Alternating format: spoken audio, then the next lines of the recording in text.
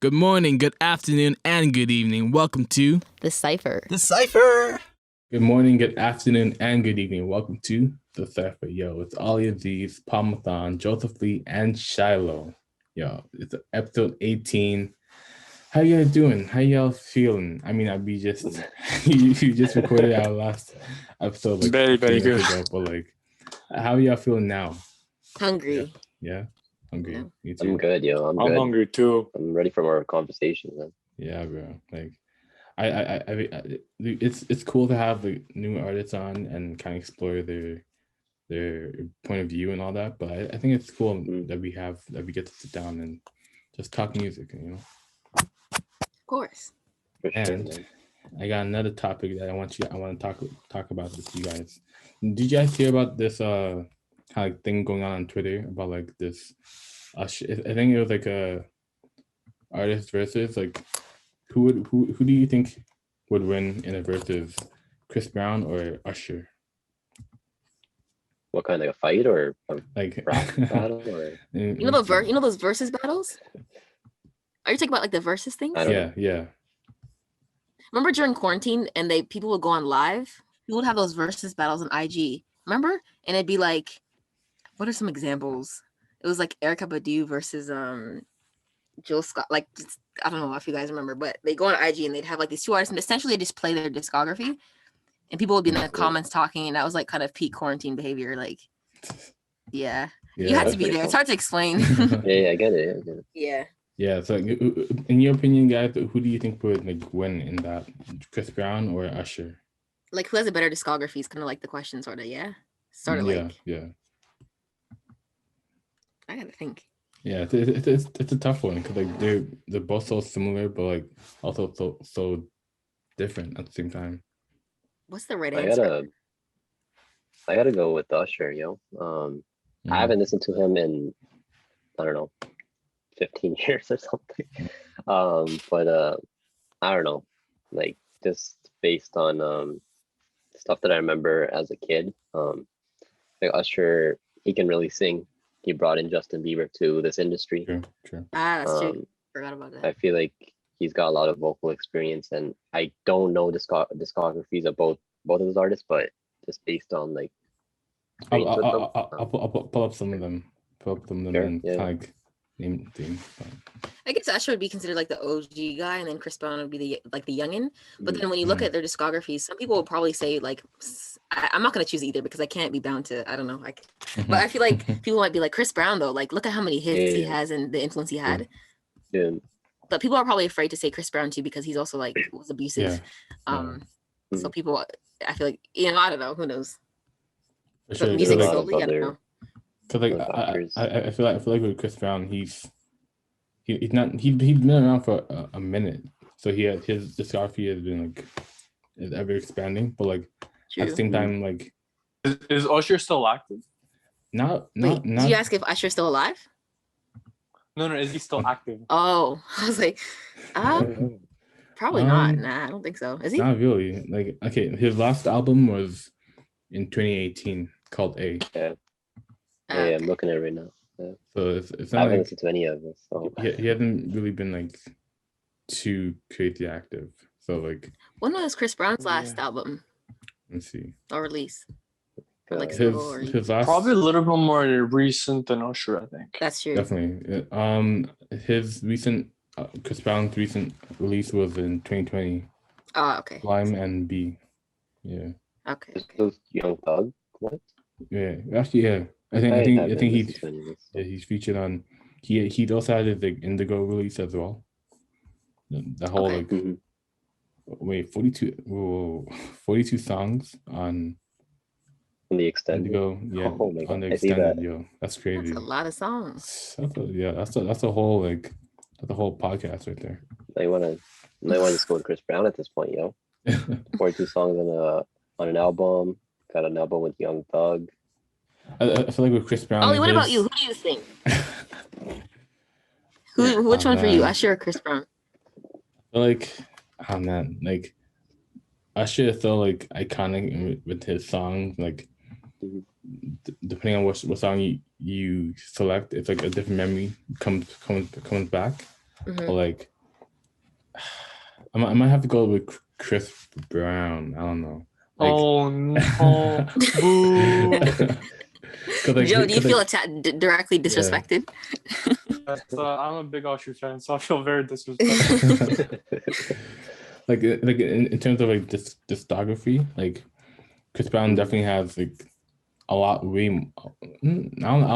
Actually, yeah, I feel like Chris Brown has a lot more because of he's constantly working with not only like making new songs and stuff, but he's also like working with new artists as well. Like kind of what Drake has been doing, but like in more of an R&B way of like working with these new artists, kind of like giving them attention as well. So that's like, true.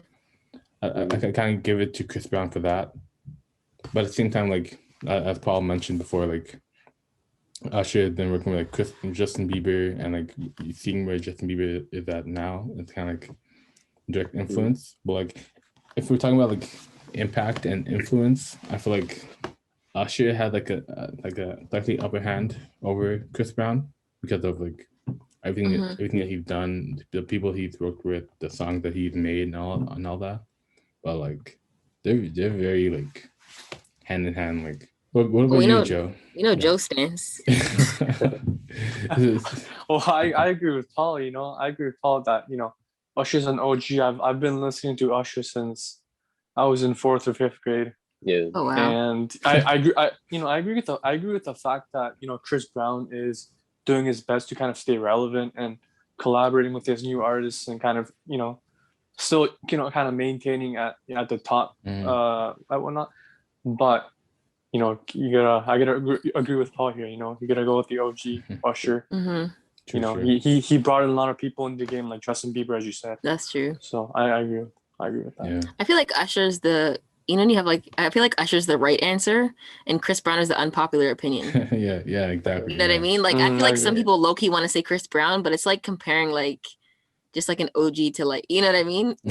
Yeah, 100%. Yeah, for sure. Cause like Chris Brown stuff, he's not like he's definitely more mainstream as of like right now in this kind of era of like.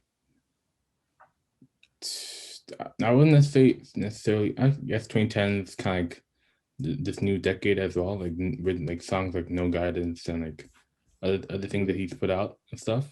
Like Usher is like definitely like in like the OG kind of stance of like Neo, the other popular like, R&B artists and stuff. Who do you guys think? Well, do you guys listen to R&B often? Yeah, I listen to R&B. Okay, Joe, who would you say, well, maybe not the king of R&B, but who would you say is like a big R&B artist you think that's really good or like is dominating? Man, I gotta say The Weeknd. Weeknd's R&B, right? Yeah. The Weeknd's, I see The Weeknd. Okay, guys. Okay, hold on. I feel like The Weeknd, he's actually, I feel like, oh boy, here I am going to bring race.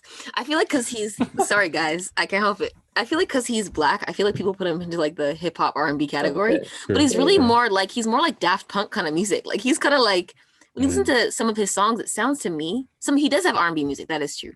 But I feel like the majority of his music is like kind of like, what poppy, like disco, like there's something else. Well, disco's more of his recent work. Yeah. You're right. That's true. You know what? Nah, I don't listen to I've only listened to The Weeknd's recent stuff, so maybe I'm not one to do that. Look, I get your side. Like I was hesitant to say The Weeknd as well, just because, like first person I thought king of R&B, I thought The Weeknd, but I was hesitant because I don't know if that's really R&B when you think back to like Usher and Neo, right? Yeah. Like it's just like a transformation of R&B. That's a good point too. Right? True. Also, I feel like now the line is maybe to your both Joe and Paul, your points is like I feel like the genres nowadays is not really a thing. Like people are just mixing all these things together. So like who's like what is really an R&B artist? So like what is a pop artist now? Because they're jumping into so many different genres, right? Yeah. So yeah.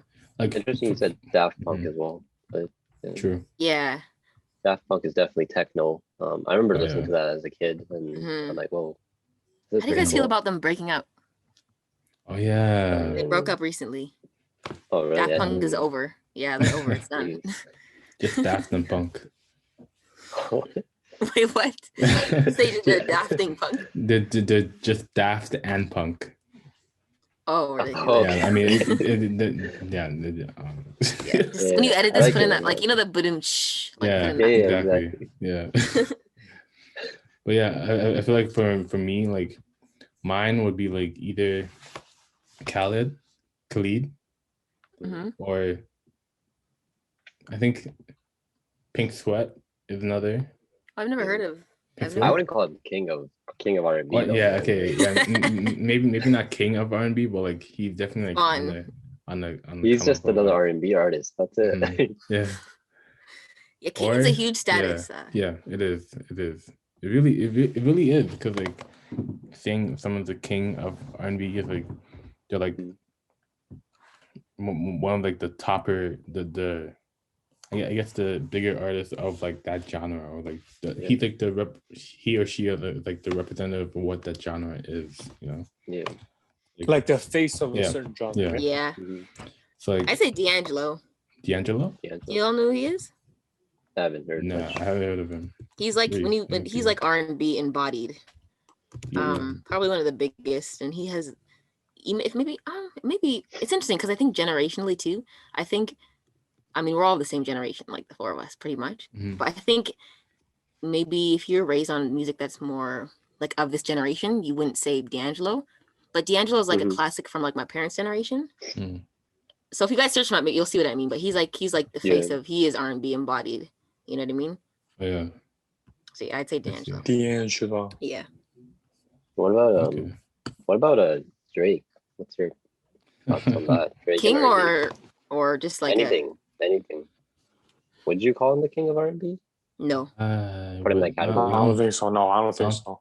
think no, not R&B, but like he's such a he bounces from like genre to genre, so I wouldn't Literally. necessarily Mhm. say like Yeah. he's necessarily the king of any specific genre, but like he's more so like Versatile maybe, or yeah, versatile in like any genre that he Yeah. basically wants to go into, because like You said you'll he. see- Me and my friends, sorry, Go ahead, Joe. I keep interrupting you guys. No, go for Sorry, it. Go for it, man. that's the nature of Zoom. yeah, bro. Yeah. Well, yeah, because I was gonna add to that because me and my friends we call Drake like a king of style bender, like style bending, Okay. because he bends his style to whatever like genre that's like mainstream. You know, You're Yeah. right. if he wants to do R&B, he does R&B. If he wants to do pop, he does pop. You know, That's so true. I feel like he can. Yeah, we call him like style bender. I like that. Yeah. Yeah. Exactly. When Ollie said he always changes his style, I started thinking, and I started thinking him Mhm. doing the UK drill stuff, and I don't know, maybe Yeah, chuckle. yeah. But Yeah. And speaking Arabic. Yeah, Yeah, exactly. speaking Arabic too, yeah. It's like, This what? guy, I swear, he's just like, I can't, like, the thing is though, Drake's smart though, because for one, I'd say he's like the biggest artist across the world, and he's from Toronto. Like, it's just crazy. And his entire discography is like, to be honest, all of it's good. Like, it all sounds good. He has probably the most hits out of everyone. But I can't Mhm. take him seriously sometimes because he'll be like, okay, today I'm speaking Patois, now I'm speaking Arabic.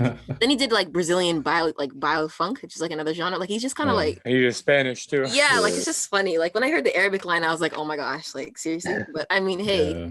it went viral, so I mean, yeah, he goes from like UK drill to speaking Spanish with Bad Bunny to like yeah, like You gotta to, like, respect it, though. Man. yeah, I mean like he's that's doing So his you gotta thing. respect yeah, that. like I feel like Drake is like that face of like genre bending, you know? Mhm. He's like not a. Mhm. Sorry, go ahead. Sorry. Go ahead. No. He's kind of like, I'm not gonna lie though, like Drake. He's like, if you just look at him, like he's kind of just corny though, but he just makes good music. Yeah. Like okay, look at some of these American artists; they just have a natural like, swag to them. Like I don't really Yeah. see Drake as being like that. I just see him as like a cornball. Mhm. I don't know. That's just me. Though. I get it though. Maybe it's because he's Mhm. Canadian. I don't know, but whatever. I don't know. But yeah, if you okay, so like I feel like mine would be Khaled, because he's been around. He's been, well, at least maybe not the current king, but he's definitely like rising into that position. Another would be Pink Sweat, and then maybe I don't know. Off the top of my head. Oh, actually, well, maybe not this guy, but like, have you guys heard of Ali Gadi? Yeah. Yeah. Who's that? he's like this. Let me pull up his. What song? What's that one song? You said Ali Gotti? Yeah, Ali Yeah. Gotti. It's like The song "It's You." it's I you. don't know, I'm pretty sure you guys heard that. Repeat that. NCU? It's You. It's you? Oh, ITSU. I gotta He's listen. actually from Toronto, actually. Oh, really? Yeah. It's a saga. Oh, dang, I'll pull up his. I'll share my screen. I'll show you his Mhm. page. So that's like how his kind of Yeah, song. I love that is. song. Yeah. Yeah. I see. Like I think He's lacking, you know. Mhm. Sorry, go ahead. No, go ahead. I didn't. Yeah. I was saying he lacks the one thing I must say. Like he just lacks soul. Like Yeah. it just doesn't sound soulful enough for me.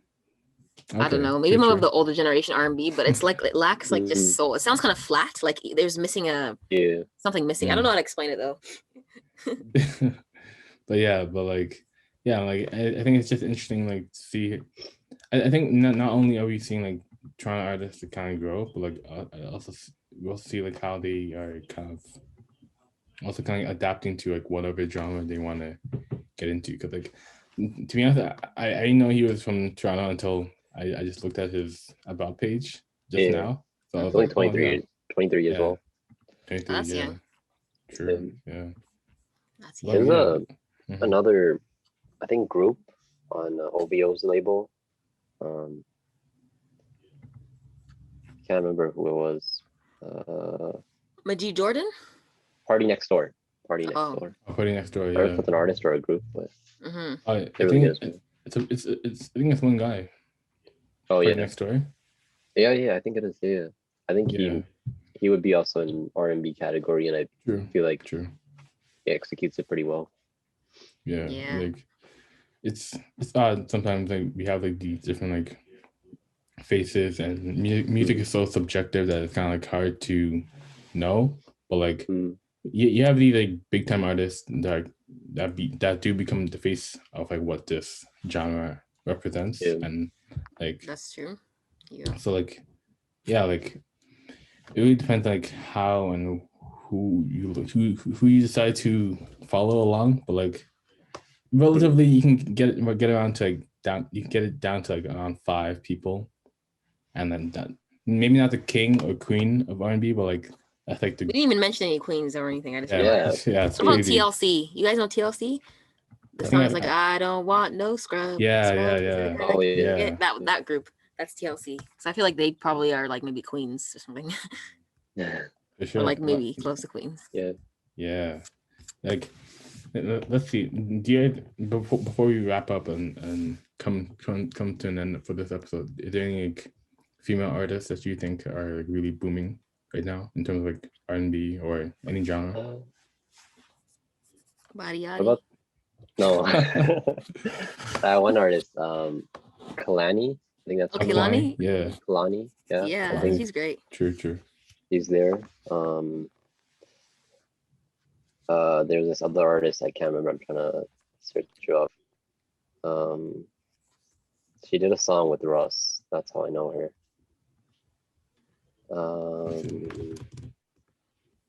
I can name one while you're thinking. I like Ari Lennox. Yeah, go for it. Oh yeah, you guys know her? Ari Lennox. Yeah. She's cool. Who else? Honestly, I blank out whenever. Go ahead. No. I didn't have anything else to really say. Yeah, one female artist I'm listening to right now is Tiana Lee. Tiana. Oh, I've never heard of her. Tiana Leve. She's really good. I'll note that down as well. What about Jessie Reyes? True. Oh yeah, she's from here. Right. She's from she's from Toronto. I think she's really good too. Canada too. Yeah. Female artist, who am I listening to? I always blank out. Victoria Monet. She's actually kind of does R&B actually. Okay. Yeah, she has some good songs. Would you guys consider Ariana Grande like R&B, or are they more like pop? Like pop. I'd rather not associate her with R&B, to be honest. I don't know why, but she's just too commercial for me. But I mean, her voice is amazing, though. Yeah. It is. Like, it's interesting. It's interesting. I think when we look at hip hop and like stuff like how like something can become so commercial that it kind of draws us away from the actual genre or the actual artist or whatever, because like of how popular and it's become, like WAP or body yaddy yaddy, whatever. I'm not gonna feel satisfied in 2021 if I don't get workout videos from all three of you to body yaddy. I need that content. Okay, me and Joe will be bumping that. Question actually, before like quick question. When it comes to like female artists, I feel like the biggest ones are like the Cardi B's, the Meg Thee Stallions, and it's got a very specific sound and very specific content. So I feel like sometimes like it's great. I like, you know, women doing their thing, body yaddy or whatever. But like there's also like a bunch of female rappers that are like very conscious and progressive and thing. But do you think that when you're a woman artist, like if you don't flaunt your body and do that kind of thing, you're not going to get as much traction? I think so. To a certain point. I think now we are progressing better, like giving women more opportunity and stuff. But in terms of like what sells, you know, like it's like same with like men. Like a lot of rappers like show their chains, their money. That's true. You're right. For girls, it happens to be their bodies, and it can sort of cause like more lyrical. Like I don't know many lyrical like rappers who are like women. You know, I don't know many, just because I haven't been exposed to that. So I feel like it does create some sort of biases. Like when I think of off the top of my head any lyricists, like just from like immediate like memory, it's like Nicki Minaj, like people like that. But even though she has like a very high sex appeal, she's also like extremely well versed as well. So it's like like this extremely high sex appeal, but like she's also like well like she's a really good lyricist in how she like puts things together and how she like raps certain words and all that. But you know, I think she has bars. I think Nicki Minaj is big because of her personality in a way. You know, not just because of her sex appeal, but she's got a big personality. And it used to be an actor. She's like an actor too. Like when she was young. So that's why she's so kind of like dramatic and like theatrical kind of. And yeah, like even Cardi B, like she has a personality, even though like they might be showing their body or whatever. But I feel like a big part of it is their personality, and it shows like whether they're doing interviews, like you can tell that they're like a big personality. Like there's no one else in that room that's gonna overtake, you know, Cardi B or Nicki Minaj. Like they are the center of attention in a room. So true. And I think we'll come up to the end of this episode 18, with the Cypher, the whole Cypher crew, the whole Cypher gang, everyone together. And we thank you all for coming through for this episode of the podcast. We'll catch you on the next episode. Make sure you follow us at Cypher Pod on Instagram and follow our own individual Instagrams. It'll be in the description. On YouTube, on Spotify, on Apple Podcasts, you can find us there. And we'll catch you on the next episode of the podcast. Peace.